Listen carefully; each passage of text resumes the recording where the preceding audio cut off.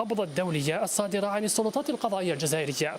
عملية توقيف المدعو بالحسان يعقوب وترحيله اليوم جاءت نتيجة التنسيق المكثف بين مختلف المصالح الأمنية الجزائرية وكذا الدور الفعال للدبلوماسية الجزائرية.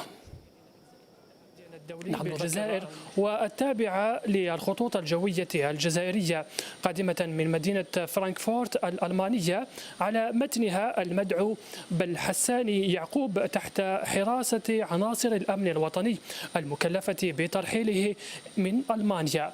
المعني محل عدة أوامر بالقبض الدولي الصادرة عن السلطات القضائية الجزائرية.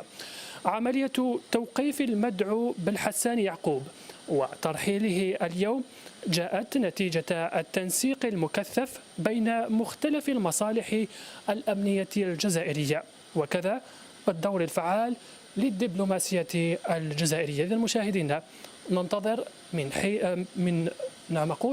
نحن ننتظر الآن إنزال المتهم بالحسان يعقوب من الطائرة، والصور تتابعونها مباشرة وصور حصرية لقناة الحياة الجزائرية مباشرة من مطار هواري بومدين الدولي للطائرة أو من مدخل الطائرة التابعة لخطوط الجوية الجزائرية في انتظار فقط خروج المتهم وإنزاله من الطائرة أو بين لحظة وأخرى. إذن حراسة مشددة تتم في هذه اللحظة.